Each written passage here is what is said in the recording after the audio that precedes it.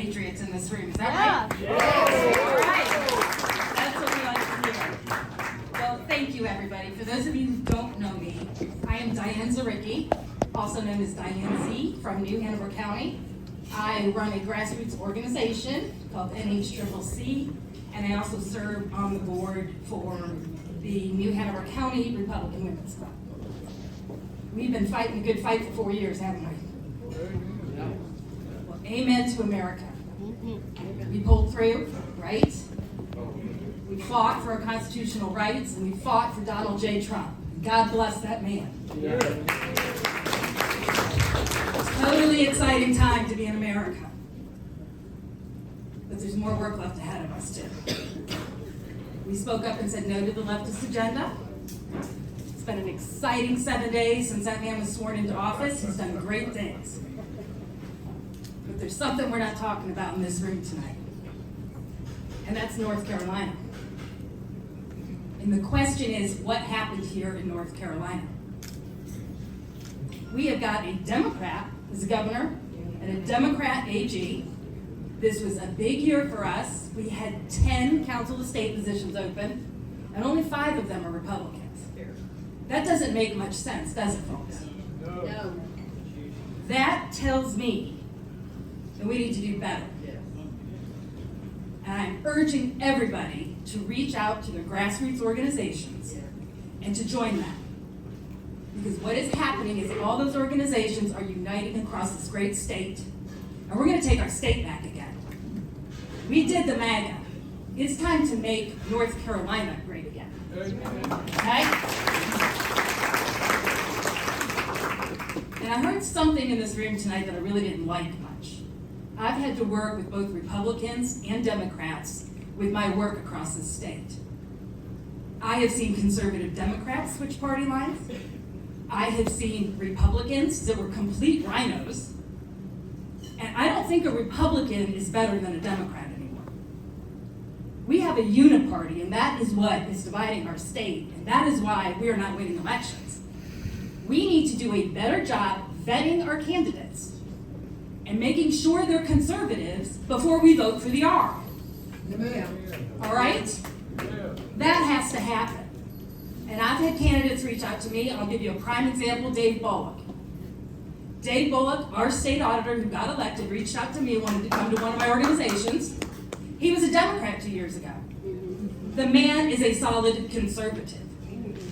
Ask the questions, vet your candidates.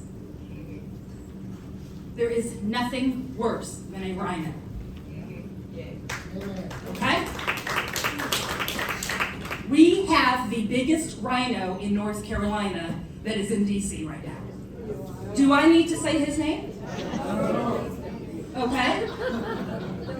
He is dangerous, all right? There is nothing more dangerous than the Republican rhino.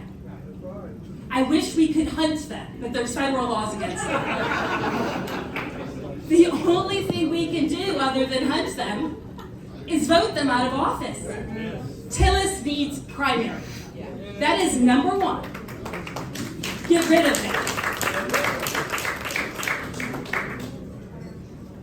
I bring you a solution tonight. We have got a great conservative that has stepped up and is willing to serve us. And I'll be dead honest with you, just like Dave Bullock, when I was contacted to meet with him last year, I almost said no, because I thought he was an establishment rhino myself. And I got the call, scheduled a meeting. I had my dog at work with me.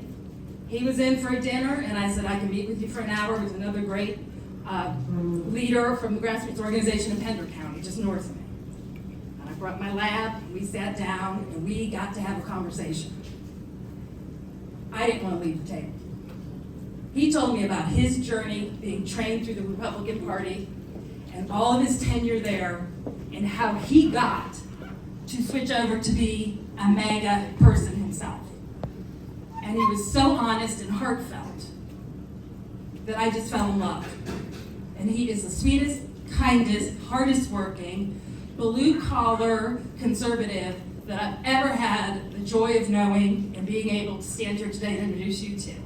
So I hope you all, moving forward, get to know these candidates.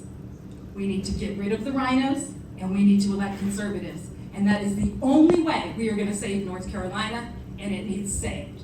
So it is my sincere honor to introduce you tonight to Andy Nillson.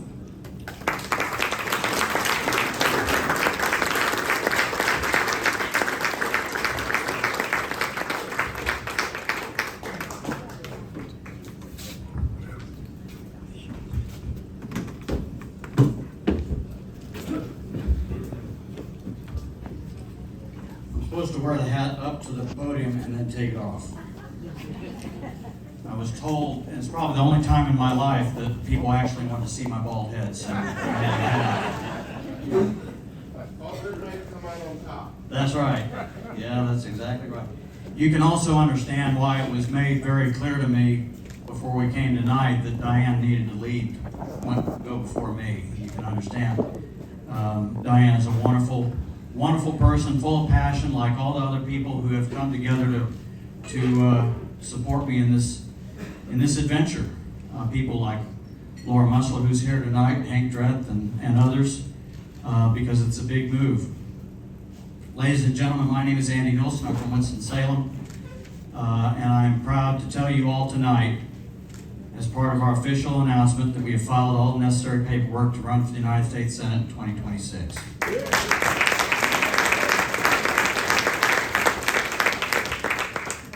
I'm a 57-year-old high school football coach who works with special ed kids. I was in business for 30 years. I'll be 58 next week. I am married to the love of my life. I have been for 25 years. I've got two grown adult sons. One of them plays football at Catawba College in Salisbury. And I want to know something which has been bugging me since Friday. I really want to understand why it took our senior senator so long to vote for Pete Hegseth. Why did it take Tom Tillis so long to vote for Pete Hegseth? I've got a theory, and I want to see if maybe you agree with me. The reason was because everybody was watching. North Carolina was watching. America was watching. The world was watching. And so, apparently, everyone else in the Senate had enough information. All the Republicans had enough information, and they voted for Pete, except for Lisa and Susan. They're liberals anyway. And Mitch is just determined to bring Trump down. We know that. That's his kind of thing now until he retires. But all the Republicans voted for Pete. They knew they were going to do it, including Ted Budd. They knew that he was going to do it. All the Democrats are going to vote against him. So that was all done and dusted. So why was there a holdout? Why was there a holdout? Because everybody was watching. And there was enough pressure brought to bear by the president and others, and Tillis did what he was supposed to do. But that's a break in the pattern for Tillis. That's what he doesn't normally do. Why? Because people aren't normally watching him. They weren't watching him when he voted for Merrick Garland for Attorney General. Were they? Because he wasn't up for re-election. They weren't watching when he voted for Pete Buttigieg for Transportation Secretary. Why? Because he wasn't up for election, so people weren't watching. They weren't watching when he voted for all of Biden's judicial nominees, every single one in every federal judgeship that came up during Biden. He voted for every one, but the reason you didn't know about it is because people weren't watching because he wasn't up for election. Now, I've got 400 children. 2 of them are biological. The other 398 consist of 120 football players, and the balance are exceptional needs special ed kids. They're the ones that I work with every day. And I know, having 400 children, that, and you may agree with me, those of you who are parents probably understand what I'm talking about. Sometimes kids do one thing when you're watching, and they do something else when you're not watching. You know what I'm talking about? I suspect that what happened was there was enough heat and light brought to bear that Senator Tillis finally did the right thing on that vote. And we still got Tulsi to go, and we still got Cash Patel to go. Who knows what will happen there? Here's the risk, ladies and gentlemen. The risk is this. If we let him go through again, if we let him get nominated again and then get elected, all all the attention's going to come off again. And he'll go right back to what he likes to do, which is to vote with the Democrats. Just like he voted with Dick Durbin, worked with Dick Durbin on amnesty for illegals. That's what Senator Tillis did. Just last month, there was millions of phone calls and emails from across this state begging Senator Tillis to vote for the one America First true MAGA conservative, Rick Scott, for Senate Majority Leader, and he didn't vote for him. Who did he vote for? John Cornyn from Texas. John Cornyn's basically a southern version or a southwestern version of Mitch McConnell. So if we don't keep the pressure on him and keep the heat and light on him, he's going to keep going back to what he does.